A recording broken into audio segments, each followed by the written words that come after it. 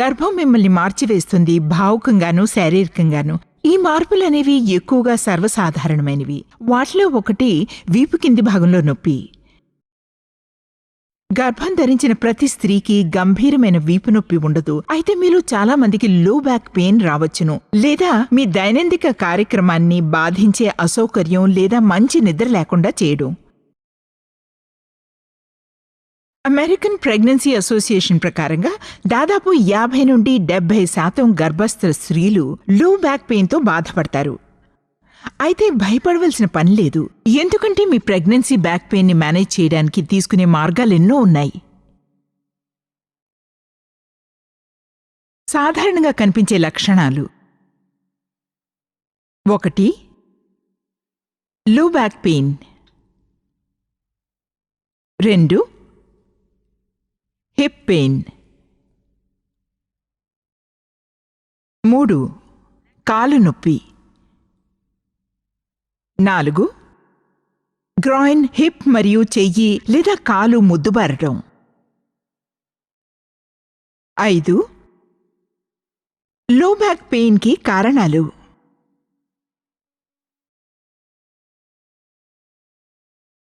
గర్భం ఆరంభంలో మీ హార్మోనల్ స్థాయి పెరుగుతుంది. ఈ హార్మోన్స్లో ఒకదాన్ని రిలాక్సిన్ అంటారు.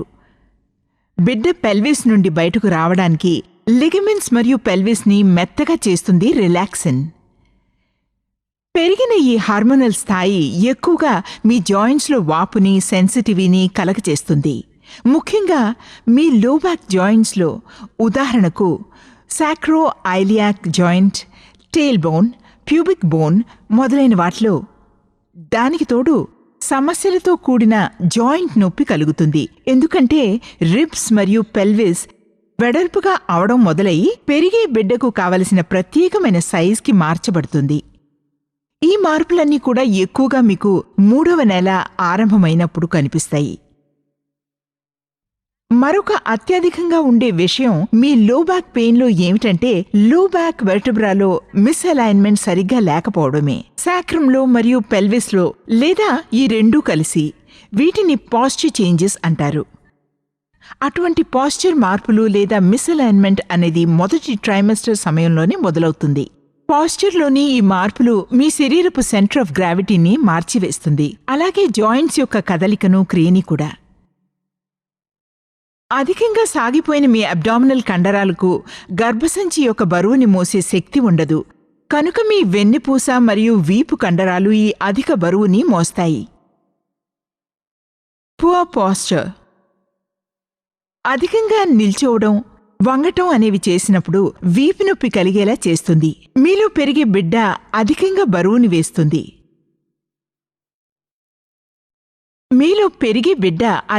బరువుని వేస్తుంది. దాన్ని మీ వీపు సపోర్ట్ చేయవలసి వస్తుంది. అప్పుడు మీ సెంటర్ ఆఫ్ గ్రావిటీ నెమ్మదిగా ముందుకు కదులుతుంది. మీ గర్భసంచి మరియు బిడ్డ పెరుగుతున్నప్పుడు అప్పుడు మీరు మీ పాస్చర్ని మార్చుకునేలా చేస్తుంది. గర్భానికి సంబంధించిన ఎక్కువ వీపు నొప్పి అనేది ఆస్టియోపొరోసిస్కి సంబంధించి ఉంటుంది. వర్టెబ్రల్ ఆస్టియోఆర్థరైటిస్ లేదా సెప్టిక్ ఆర్థరైటిస్.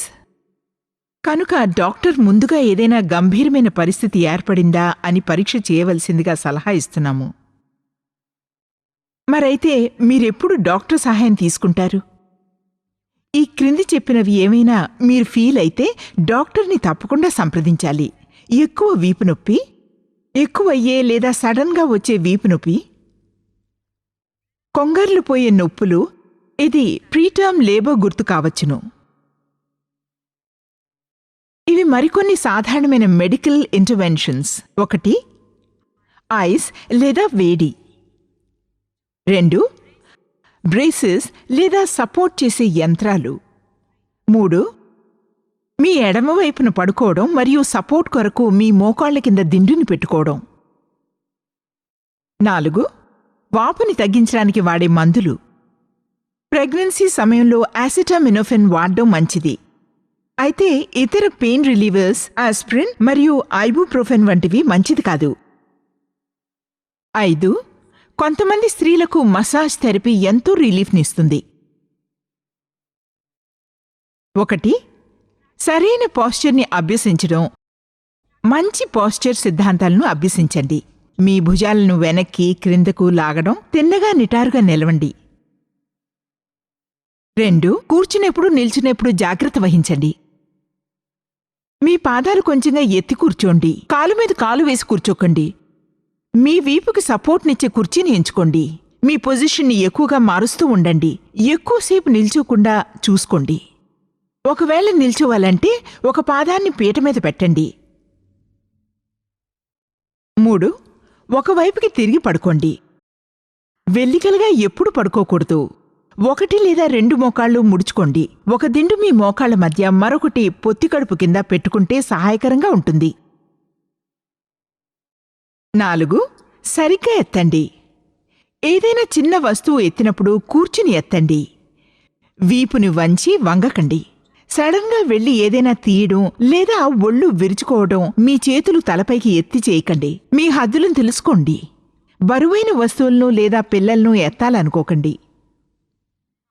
5. సౌకర్యంగా ఉండండి. తక్కువ హీల్ ఉన్న షూస్, పాదానికి బాగా సపోర్ట్నిచ్చే వాటిని వేసుకోండి. మెటర్నిటీ ప్యాంట్స్ని వేసుకోండి. లో సపోర్టివ్ వేస్ట్ బ్యాండ్వి. 6. వేడిది, చల్లది లేదా వీపు రుద్దడం లాంటిది ట్రై చేయండి. వీపుని బాత్టబ్లో పెట్టండి లేదా వేడినీళ్ల బాటిల్ని యూజ్ చేయండి లేదా హీటింగ్ ప్యాడ్ని. కొంతమంది స్త్రీలకు వేడిదానితో పాటు ఐస్ ప్యాక్ వలన ఉపశమనం కలుగుతుంది, వీపుని రుద్దడం వలన కూడా. 7. ఆరోగ్యంగా ఉండండి. క్రమంగా వ్యాయామం చేయడం వలన మీ వీపు బలంగా ఉండడమే కాదు, నొప్పి కూడా తగ్గిపోవచ్చును. మీ డాక్టర్ని సంప్రదించండి. తరువాత స్విమ్మింగ్ ట్రై చేయండి. వాకింగ్ లేదా స్టేషనరీ బైక్ రైడ్.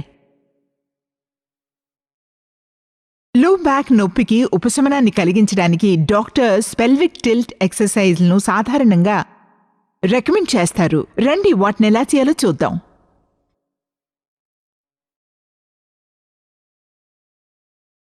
వీపు నొప్పిని తగ్గించడానికి ఎక్సర్సైజెస్. The cat stretch. చేతుల మీద, మోకాళ్ల మీద వంగండి. మీ తల, వీపు ఒకే వరుసలో ఉండేటట్లుగా. పొత్తి కడుపుని లోపలకు లాగండి, మీ వెన్నుపూస పైకి వచ్చేలా. అలానే కొన్ని క్షణాల వరకు ఉండండి. తరువాత మీ అబ్డామెన్ని, వీపుని రిలాక్స్ చేయండి. 3 నుండి 5 సార్లు అలా చేయండి. నెమ్మదిగా 10 వరకు పెంచండి. పడుకుని మీ కాళ్ల కింద భాగాన్ని మెత్తని కుర్చీ మీద ఆనించండి లేదా 2 మోకాళ్లు మీ చెస్ట్ వరకు లాగి పట్టినా ఎంతో ప్రభావం చూపుతుంది నొప్పి తగ్గడానికి. ప్రెగ్నెన్సీ సమయంలో ఈ పొజిషన్లో ఉన్నప్పుడు కళ్ళు తిరుగుతున్నాయేమో చూడండి. Post partum back care. Pregnancy వచ్చిన వెంటనే అబ్డామినల్ వాల్ లూజ్ అయ్యి లోవర్ బ్యాక్ని మరియు సాక్రమ్ని సపోర్ట్ చేయడానికి కావలసిన బలం ఉండదు. సాధారణంగా లోవర్ బ్యాక్ జాయింట్స్లో లిగమెంట్ ఎక్కువ లూజ్ అవడం వలన స్థిరత్వం లేకపోవచ్చును. చివరి హాఫ్ ప్రెగ్నెన్సీ సమయంలో, మరింత సాధారణంగా పోస్ట్ పార్టమ్ పీరియడ్లో అస్థిరమైన లో బ్యాక్కి చికిత్స గానీ చేయకపోతే మరింత ఘోరంగా మారి క్రానిక్ అవ్వగలదు. క్రింద ఇవ్వబడిన కొన్ని టిప్స్తో వాటిని నివారించవచ్చును లేదా పోస్ట్ పార్టమ్ లో బ్యాక్ అసౌకర్యాన్ని తగ్గించవచ్చును. మీకుగానీ నొప్పి ఉంటే ఒక కాలు మీద మరో కాలు వేసి కూర్చోకండి. లోవర్ బ్యాక్ సపోర్ట్ లేకుండా ఎన్నడూ కూర్చోకండి, ప్రత్యేకంగా పాపకి పాలు తాగించేటప్పుడు. శరీరానికి ముందు కాళ్లు మడిచిపెట్టి కూర్చుని చేసే ఎక్సర్సైజ్లన్నీ మానివేయండి లేదా పాదాలు కిందికి ఆంచి కూర్చోవడాన్ని. లో బ్యాక్ జాయింట్ని సాగదీసే యోగా పోజ్లన్నిటినీ అవాయిడ్ చేయండి. నిల్చుని, కూర్చుని మడత వేసే పోజ్లను. పెద్ద బరువులను ఎత్తకండి. నిటారుగా కూర్చుండి, మీ బరువుని మీ పెల్విస్ క్రింద వైపు నుండే ఎముకల మీద వేసి మీ టేల్ బోన్ లేదా సాక్రమ్ మీద ముడుచుకుని కాకుండా.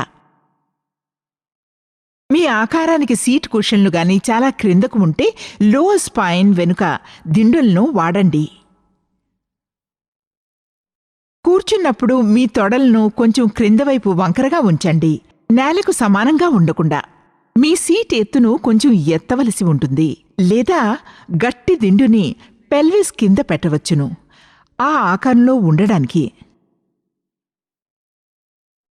ప్రెగ్నెన్సీ సమయంలో డోనట్ ఆకారం దిండులను ఉపయోగించకండి. అలాగే పోస్ట్ పార్టమ్ సమయంలో అవి పెల్విక్ ఫ్లోర్ కండరాలను బలహీనపరుస్తాయి. ప్రెగ్నెన్సీ సమయంలో బహుశా వీపు నొప్పి అనేది సర్ప్రైజ్గా రాదు, అయితే దాని అర్థం దాన్ని పట్టించుకోకూడదని కాదు.